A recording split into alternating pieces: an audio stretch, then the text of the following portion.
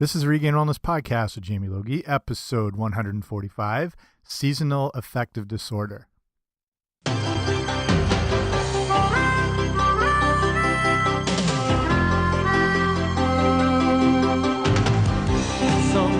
the world looks perfect, nothing to rearrange. Sometimes you just get a feeling like you need some kind of change. No matter what odds are this time, nothing's gonna stand in my way. This flame in my heart, like a long lost friend, gives every dark street a light at the end. Standing tall on the wings of my dream, rise and fall on the wings of my dream. Through the rain and thunder, the wind and haze, I'm bound for. Hey guys, what's happening? Welcome back to the podcast. I'm Jamie Logie on regainedwellness.com, and this is the Regained Wellness Podcast of the same name, so thanks for coming on out today. And guess what that intro theme song is? I'll give you a second.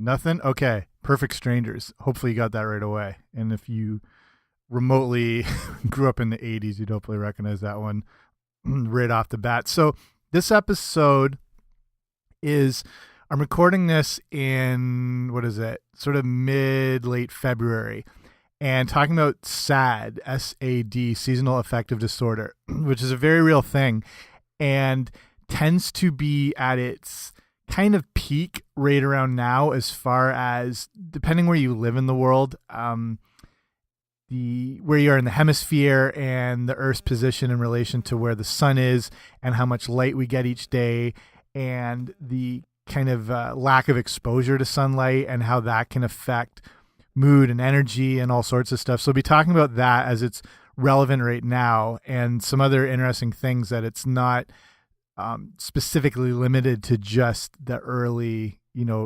earlier spring, mid sort of stages of winter. So there'll be a lot of stuff you'll learn about what it is, what to look for, symptoms, how to combat it, all that good stuff. But before we get into that, make sure, if you haven't already, to subscribe to the podcast, wherever you get your podcasts, whether it's down the street somewhere, iTunes, under a rock in the woods, wherever you get them. I'm not judging.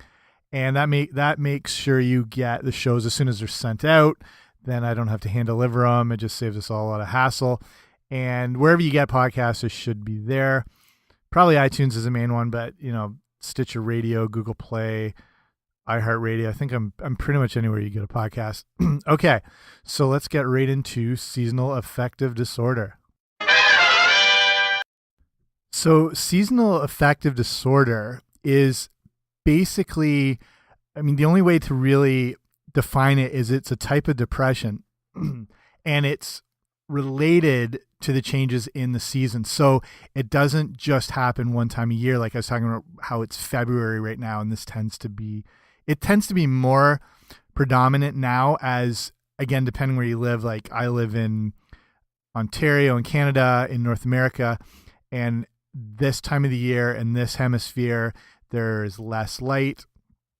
Not as bad as places where, like up in Norway or Sweden or the tops of Scotland or whatever, where they get like an hour of light a day during this time of year. But it's affecting people depending on where they live at various rates. But like I said, it's considered a depression. That's what it is.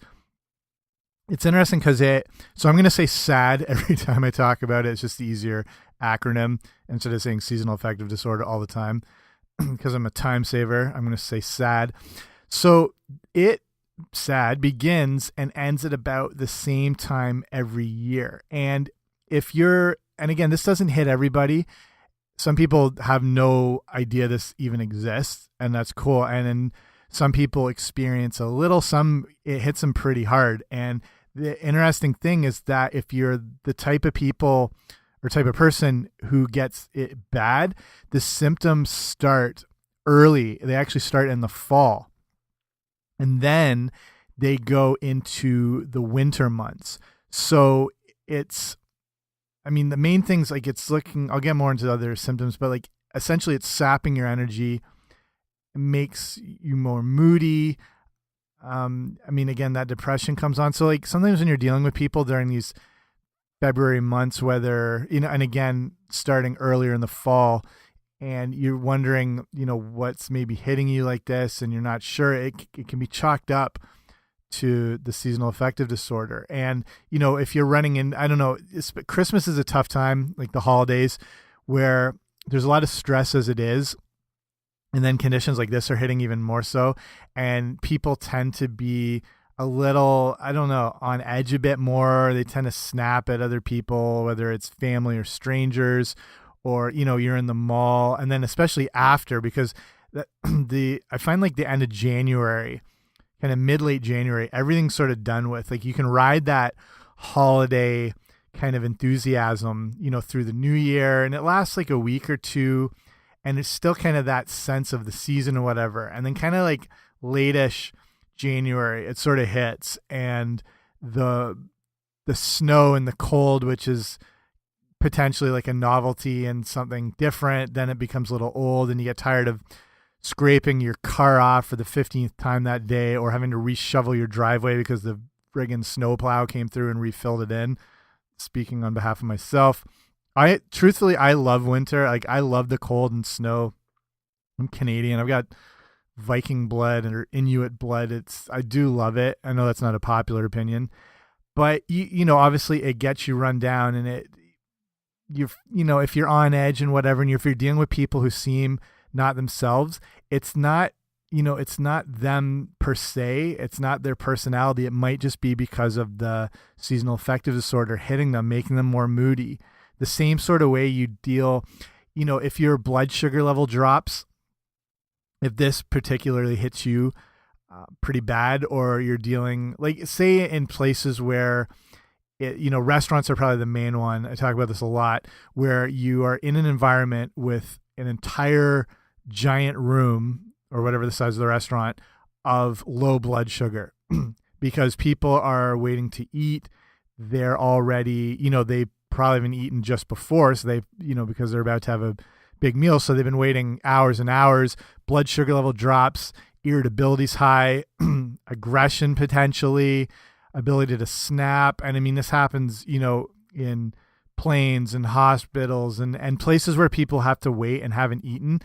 So as much as a jerk as they can be, it's not necessarily that's the person. You're dealing more with the condition of, say the low blood sugar. You're dealing with more of a hormonal thing, and it's not that person necessarily. And it's kind of the same thing then with the S.A.D, the moody people and whatever. It's you're kind of talking to that as opposed to the real person. So, less like just as saying, your energy zapped, it sort of starts in this, later fall and then into the winter months. Less often though, S.A.D causes depression in the spring and early summer, even though like that is a seasonal change. It can still happen for some people, but primarily we're talking later into the fall, and then, going into the winter seasons in late January, late February. And one interesting thing I'd just been thinking about when I was researching this, a lot of this info is from the Mayo Clinic that you can find online.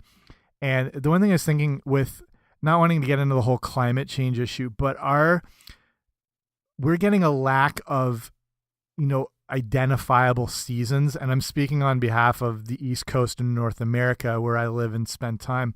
They're not as defined, I don't know if that's the right word, as they once were, as far as like there was a definite spring and then summer's obvious and then a transition in the fall. And they're starting to blend together. Like the last few years, we have not had like a spring as you would think of it, which when I was younger, you would, it was an identifiable season. It was almost like turning a page, where the weather would switch into kind of cooler and the blossoming and whatever.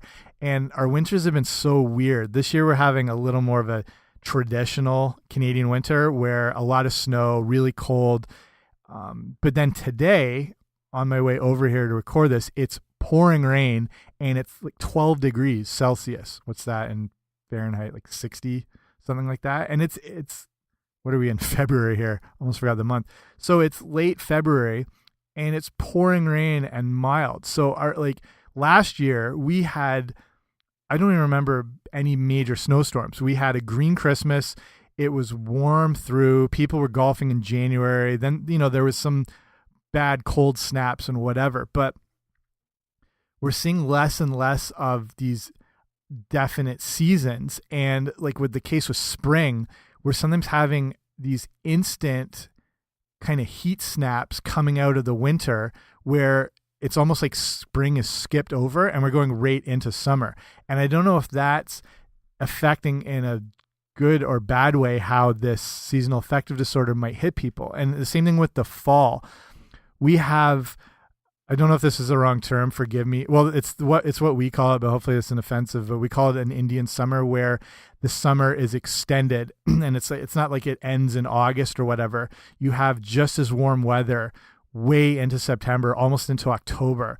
And when we have our Thanksgiving in Canada in October, there's still days people are going to the beach. Like, it's that nice.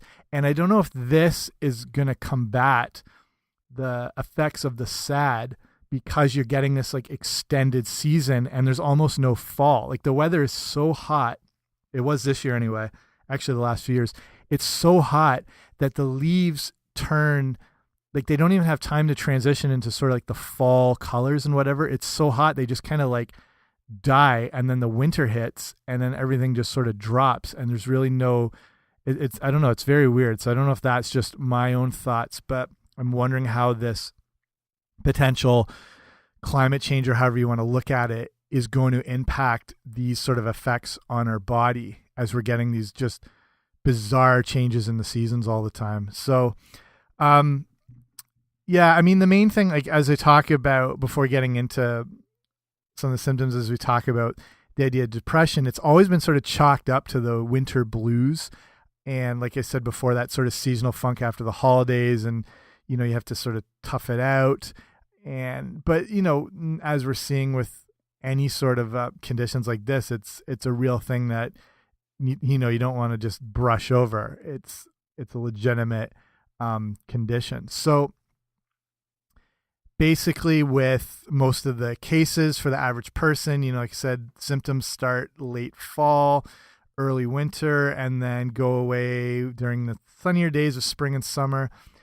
Less commonly, people with the opposite pattern have symptoms that begin in spring or summer. I've seen this a little bit.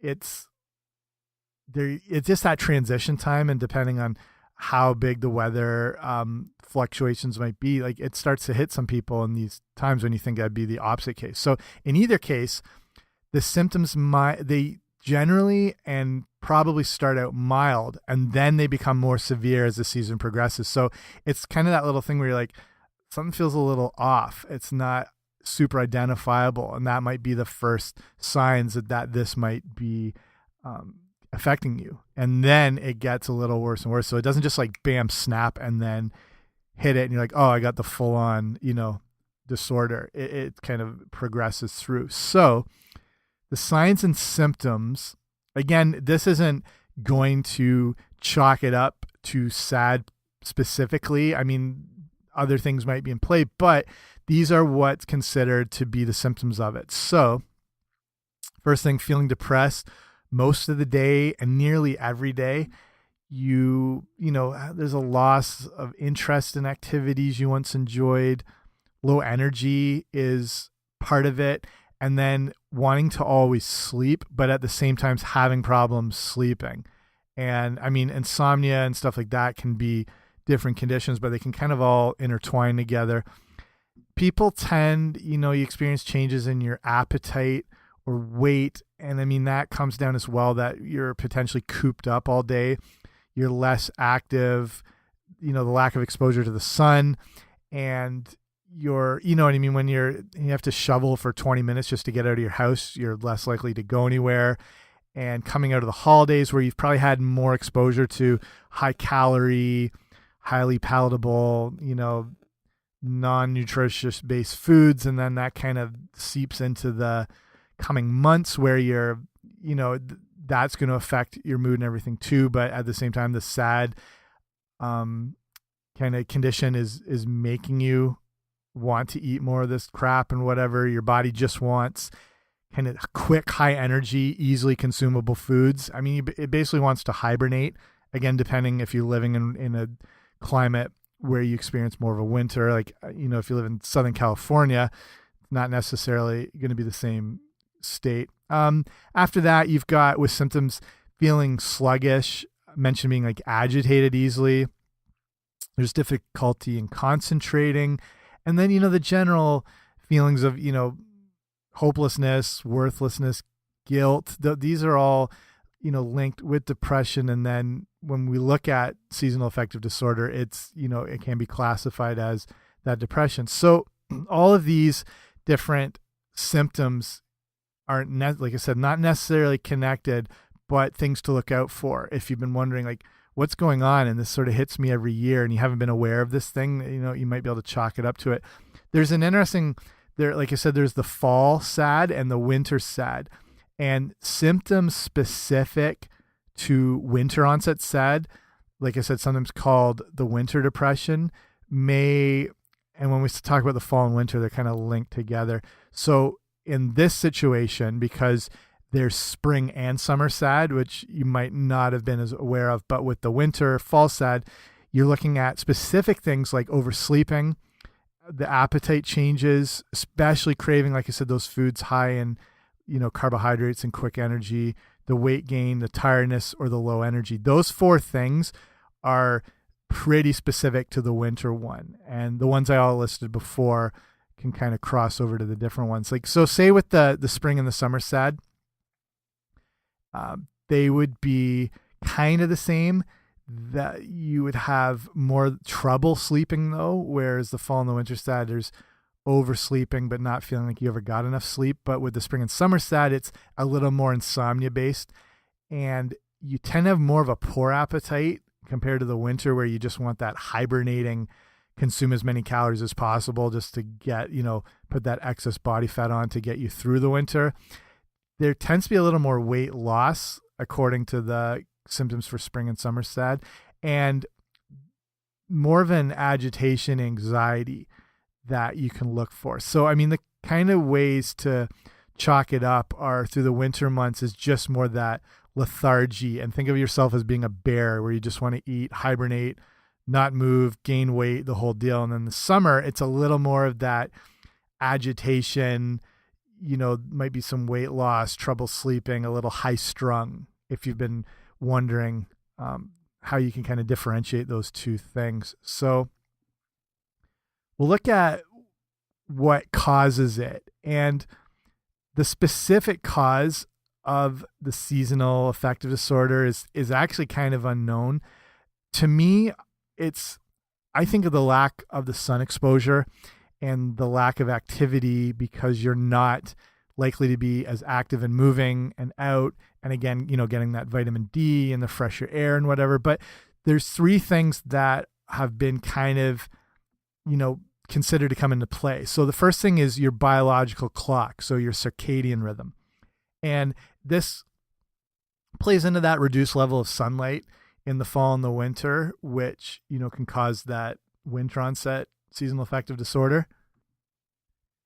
It's just that decrease in sunlight throws off your internal clock, and that can lead to the feelings of depression and everything. And your circadian rhythm is just kind of controls the flow of how your body functions through the day. And in our more of a primitive Paleolithic state, we wouldn't have been up till all hours of the night. We ideally would have gone to bed at when the sun would drop, and or we'd maybe have exposure to, firelight or candles or whatever. And we would more likely wake with the rising sun. So our bodies would follow the natural cycle of the day, and then our natural circadian rhythms would play into that more. And then in our sort of artificial environments we create, we're looking at, almost like 24 hours of perpetual fake daylight, where you're up all night, lights on, TV on, phone on, exposure to blue light. There's less sunlight as it is, so you're already sort of feeling less energy and whatever, so you stay up late. Your circadian rhythm hasn't had time to sort of adjust and be engaged for that day, and then you sleep in late, so it hasn't been kicked off yet. It sort of starts, say you get up at like 10 a.m. or whatever, your circadian rhythm is starting then, when it's probably more naturally should be starting at, I don't know, 6 a.m. ish, 6:37 or whatever. And then the fact that you're not even getting this natural sunlight because of the time of the year, and your whole body's mechanism is completely thrown off. So this relates to another potential cause, and that's serotonin and the serotonin levels in your body. And so serotonin is a brain chemical. It's a neurotransmitter, and it affects your mood. And again, this is thought to maybe play a role in this whole idea of S.A.D, because you're getting reduced exposure to sunlight. And when that happens, there's a drop in serotonin, and then that may trigger depression. And this can happen in people regardless of the whole S.A.D thing anyway. Their neurotransmitter levels are off, and a lot of this can be chalked up to diet. And our brain, produces all these neurotransmitters or feel-good hormones like serotonin or endorphins or whatever, but actually the majority of them are made in your gut. And it's kind of why they call your gut the second brain, your gastrointestinal system. And it's where your microbiome resides, and that's all those good bacteria that kind of keep things in balance and, fight inflammation and the whole deal. But again, 2/3 of the neurotransmitters in your body are made in the gut. And if your diet is full of a lot of crap, like refined carbs and sugars, and you're not getting, good starches, like good fibers and fresh stuff, or probiotic rich foods like kombucha or kefir or sauerkraut or pickled vegetable based things, that whole microbiome is completely thrown off, and your body is not able to probably produce the neurotransmitters like the serotonins how it should. So when you throw that on top of this whole seasonal change thing, you can see how easily people can be triggered for depression. So your diet is going to be one of the big things to start this. If you're already feel like this affects you, this whole S.A.D things affects you, this is when you want to, say through the winter months and whatever, really try to cut back on sugar per se, because that's just feeding that bad bacteria in the gut. And then it's almost this gut bacteria that craves more of this sugar. So a lot of your cravings are coming from this imbalance of the good and bad gut bacteria. So make this the time of year as well to get those good probiotic rich fermented foods, like I said, with like kombucha and kefir, and even like miso soup's a good one to have. Like I said, sauerkraut, kimchi, any like fermented of those vegetables or pickled sort of things, that's super rich in probiotics. Yogurt a little bit, it doesn't have as much as those other things. It has a little bit of bacteria, ideally like a plain Greek yogurt, maybe a little more protein in there too. So make this, if this affects you, make this a time to really get a lot of those rich probiotic foods in there and really cut back on the refined stuff. And then the third thing that's looked to be as a cause is melatonin. And I talk about melatonin all the time on the show as I talk about sleep all the time. And I'll link up, if you want a little more in-depth shows on sleep, I'll link up a few on the show notes for this episode. So the show notes are the after party, if you will, for the podcast. So that's on my website, regainedwellness.com. And it's where I link up anything I talked about, any studies referenced. I'll probably link all this info up from the Mayo Clinic. And then, I can link up some of the episodes. So if you go to regainedwellness.com/145, I'll put a few episodes up to go way more into depth on sleep, and an interview with a guy I did named Sean Stevenson, who's a sleep expert and has a best-selling book out called Sleep Smarter with a lot more info. And I just think it's really important to get up to speed. So we're talking about melatonin as a potential cause. And again, the change in the seasons can disrupt the balance of the body's level of melatonin. And melatonin is important in that circadian rhythm and your sleep cycle, and it helps kind of determine how your body winds down, sleeps, and stays asleep. But it's really important that you stick to that natural day cycle to let it work properly. And generally it's it's stimulated by exposure to darkness. And the problem is we get too much darkness through the day because of the lack of the sunlight. And then we expose ourselves to all this artificial blue light, specifically like electronic blue light, like screens, tablets, phones, TVs, everything. Not as much, say you're like a light bulb, but it's still an issue. So, say it's 11:30 at night, your body in its mind should have been asleep for hours by now, but your house is lit up like Times Square. Melatonin is not able to be stimulated because there's light. It's stimulated by the pineal gland, which is basically behind your eyes. So the light that goes through your eyes, it kind of just like windows, turns, it just prevents it from being stimulated. Whereas darkness allows melatonin to be secreted, and then sleep is better. The natural circadian rhythms are better. So it's, you can take a melatonin supplement during this time of year. You sometimes have to double check it because it can, I don't know, you're better off letting it naturally stimulate. So that means avoiding specifically blue light later in the day, at least an hour or two before, keeping light down as much as you can. Just 'cause you're already fighting this lack of natural light anyway, and then we're throwing all this artificial light into the mix, as well as all that drop in serotonin. I mean, all this stuff sort of has a trigger effect off each other. So those are considered the three big things that kind of work hand in hand: circadian rhythm, serotonin, and melatonin. So there's a few, let's look here. We've got a few risk factors that potentially can, create more of the disorder. And SAD is diagnosed more often in women than in men. And interestingly, occurs more in younger adults than in older adults, which is very interesting. And there are some factors that may increase your risk of this affecting you. And it starts with like family history. People with SAD may be more likely to have relatives that had SAD or another form of depression. And they're sort of hand in hand. And then if you do have symptoms of depression or whatever, it can be worsened by the seasonal things. And then one of the big things is just living far from the equator.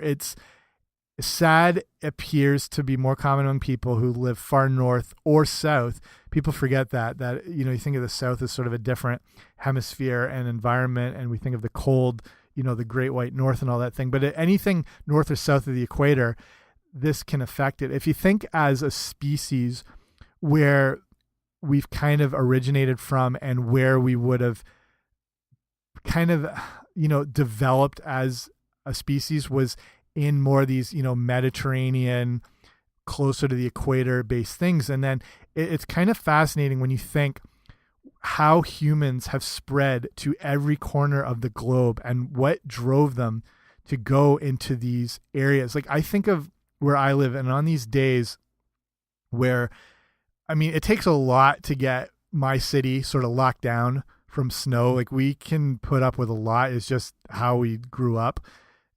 But there's the odd time where there's nothing you can do. And there's school day, like school's closed, transportation can't run and whatever. I'm thinking this compared to living in England when there'd be like a dusting of snow. It looked like someone sprinkled powdered sugar over the city and everything just comes to a complete halt. But I get no hate. When you're not used to it, I get it. So, say in Canada, it just takes so much to have everything shut down. And I think, how in the hell did our original settlers just in this area, how they got up here and how they stayed past one winter season? So they couldn't have been traveling.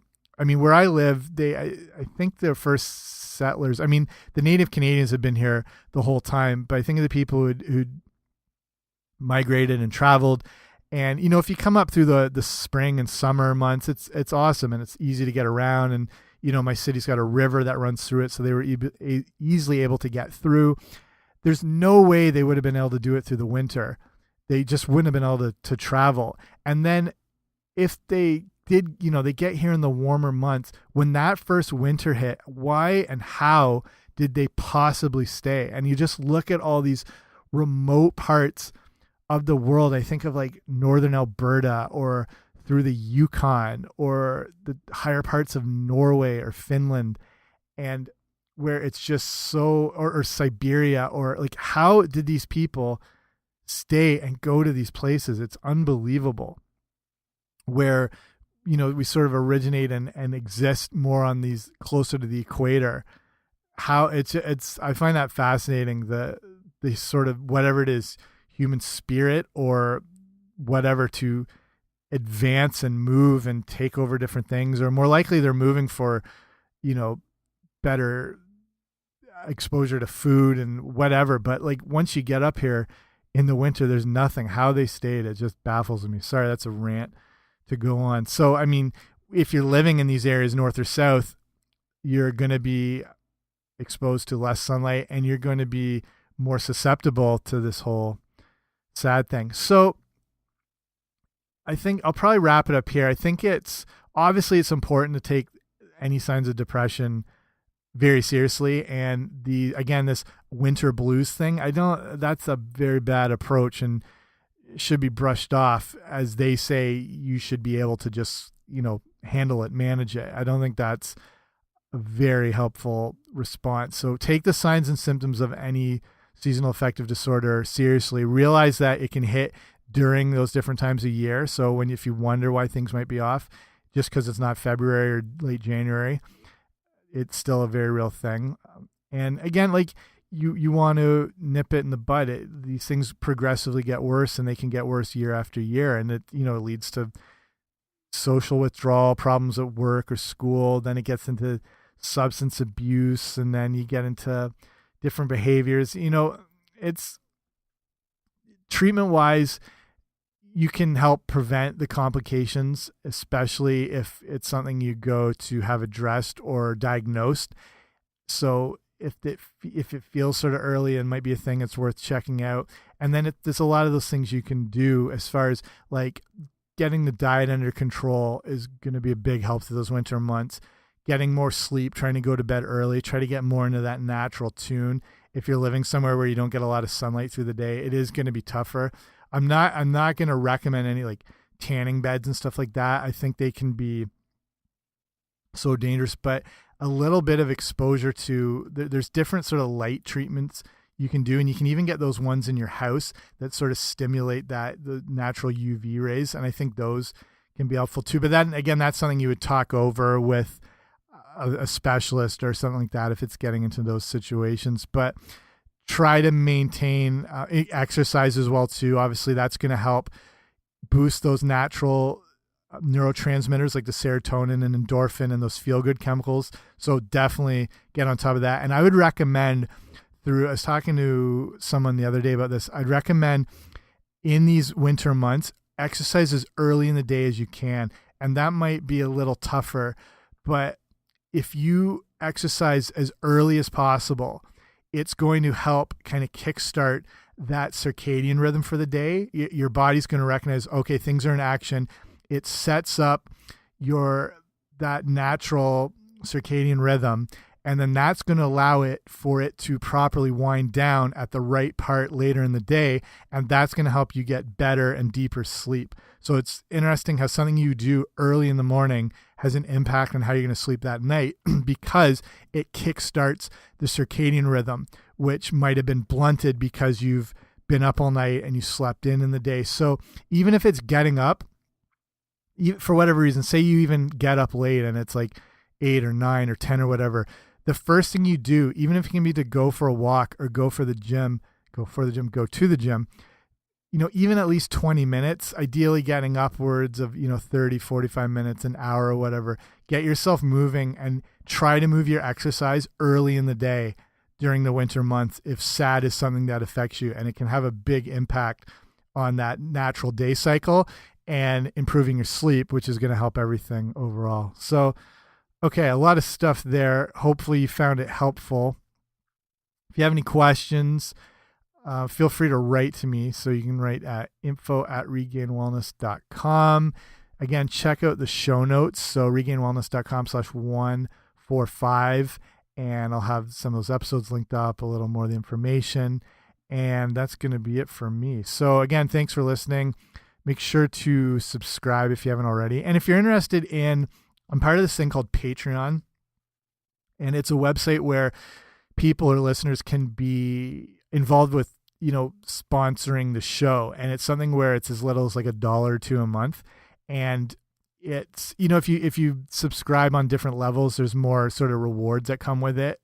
So with mine, it's like ebooks up to, nutrition plans, up to full on like one-on-one nutrition coaching, depending on whatever. So it's obviously not, the show's going to be free regardless. It's just one of those things that sort of helps it to, upgrade things, better equipment, more time for interviews or, whatever. So if you're interested, you can check out patreon.com/wellness, and that's got my whole little page thing there, and that'll be linked on the show notes as well. Okay, let's wrap this all up. Thanks for listening. See you soon.